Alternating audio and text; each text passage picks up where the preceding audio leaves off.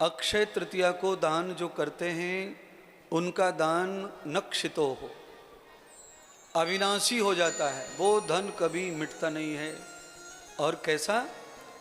अक्षय के बारे में बहुत सारी कथाएं हैं।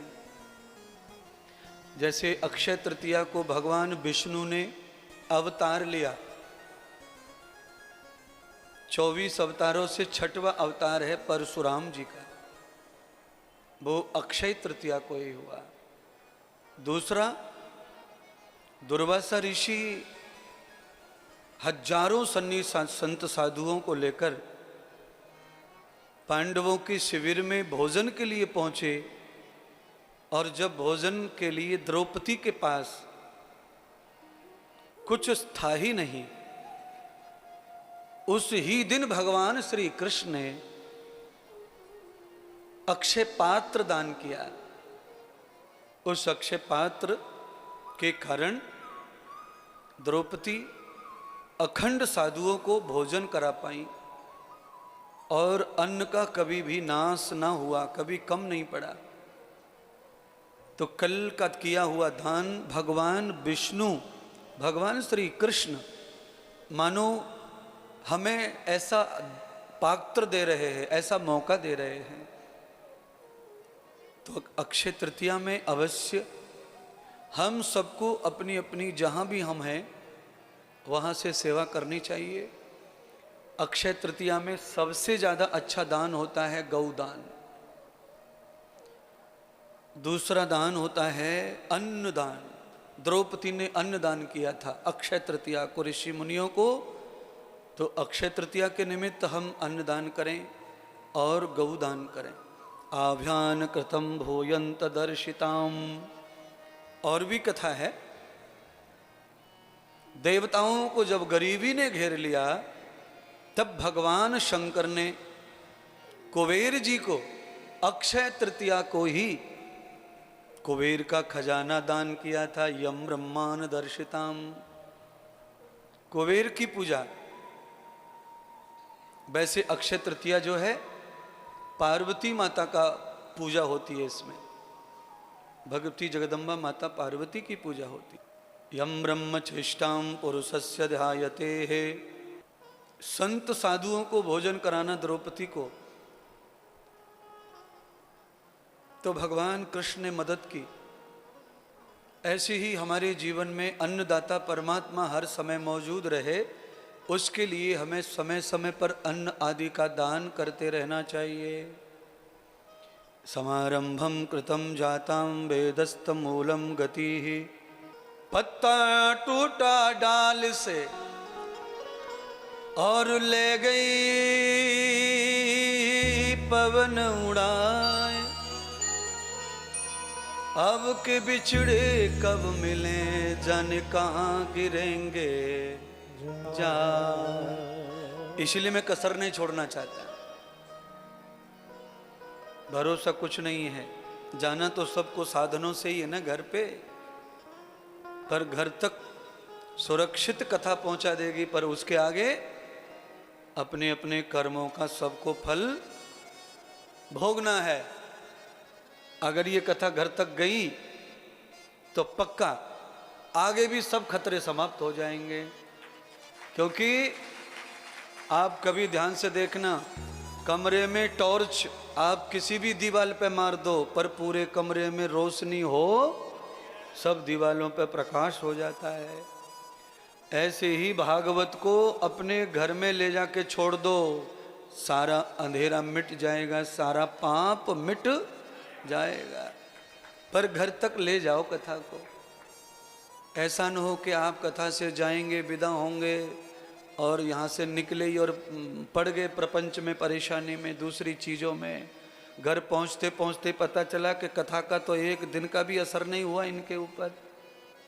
क्यों प्रकाश जी? यम ब्रह्म भगवतो तम पुरुष गृहताम। घर तक ले जानी प्रकाश जी को कथा। अपने कल्याण के लिए कुछ हमको स्वयं ही करना चाहिए। दूसरे के कंधे पर रख के चलाने से निशाने कभी सही लगते नहीं हैं।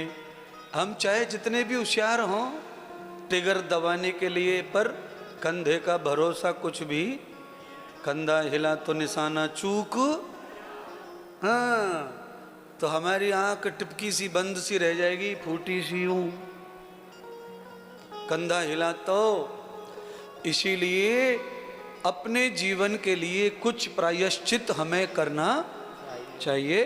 प्रकाश बाबू बहुत समय निकल गया, पूरी जवानी निकल गई, अब काले से सफ़ेद हो गए और 2-4 दांतों की भी मरम्मत हो गई होगी। इसका मतलब ये है कि अब सब चीज़ ना बोल रही हैं, हाथ पैर सब चीज़ ना बोल रही है, क्योंकि उपस्थानो गृहतो इंद्रिणाम, इंद्रियां जब उपस्थान करने लग जाती हैं तो वो ये कहती हैं कि अब बस हो गया, बस बस बस बस। उपस्थान, इंद्रियों को साधन की जरूरत पड़ जाए, परमात्मा की बनाई हुई आँख, परमात्मा के बनाए कान, परमात्मा के बनाए दांत, परमात्मा के बनाए घुटने, परमात्मा के बनाई कमर अगर साधन मांग रही है तो वो बस कह रही है, बस बस बस। अब प्रायश्चित करो, प्रायश्चित करो। अब वो छोड़ दो तरंगे, क्यों? उन तरंगों से किसी का भी भला हुआ नहीं है। देखिए समुद्र में तरंगे हिलोरें उठती हैं, उन हिलोरों में जो भी आ जाता है वो बिना डूबे रहता नहीं है। आज जो भी कुछ है आपके पास वो आपका प्रारब्ध है, पिछले कर्मों का फल है, पर अब जो खेती ताज़ा बोई जा रही है बिना काटे उसका पीछा छूटने वाला नहीं है। कोई गाली देवे तो कितनों बुरो लगे, कब? जब कान दोनों बहरे ना हो तब। अगर बहरे आदमी को कोई देवे तो दो है। अच्छा, कभी कभी बहरे आदमी का लफड़ा हो जाता है, वो अंदाज से ही सब गड़बड़ कर देता है। एक महात्मा बीमार हो गए, उनको हॉस्पिटल में एडमिट करा दिया। दूसरे महात्मा थोड़ा ऊंचा सुनते थे तो उन्होंने कहा चलो भाई मिल आऊं हॉस्पिटल में, देख आऊं मित्र को। चले मित्र के पास, तो जो मिलने आए थे वो थोड़ा ऊंचा सुनते थे, ऊंचा आदमी थोड़ा जोर से बोलता है, तो वो पड़े थे महात्मा बीमार, उनके पास में जाकर पहुंचे, बैठे और कहा, पूछा हाल चाल जोर से, कैसे हो, तबीयत ठीक है क्या? तबीयत?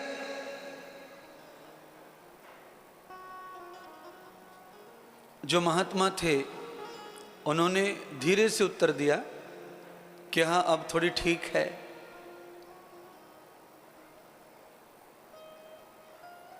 फिर दोबारा सवाल किया डॉक्टर के बारे में। डॉक्टर आया था? डॉक्टर,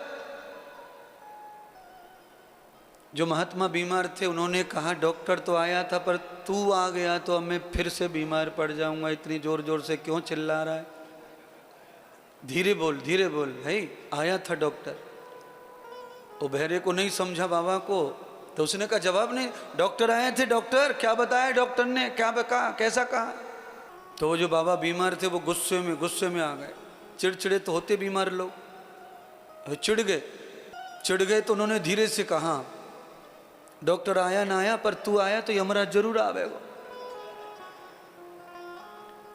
जैसे उन्होंने धीरे से बोला तो बहरे को समझा तो है नहीं, होठों से अंदाज लगा लिया, अच्छा वो, अरे वो तो बहुत अच्छा डॉक्टर है, उसने तो हजारों लाखों का इलाज कर दिया, वो तो रोज बहुत अच्छे इलाज करता। बड़ा कठिन। तीसरा सवाल बाबा ने किया बहरे ने कि खाने पीने को क्या बताया? एकदम गुस्से में थे वो बाबा बीमार वाले। उन्होंने कहा पत्थर बताए, पत्थर। तू चुप हो जा, तू काहे को आया देखने? पत्थर। बहरे बाबा को समझा ही नहीं क्या कह रहे। अंदाज से बाबा ने, अच्छा अब वो तो बहुत हल्का भोजन है, फटाफट पच जाता है, वो तो बहुत बढ़िया है, बहुत अच्छा भोजन।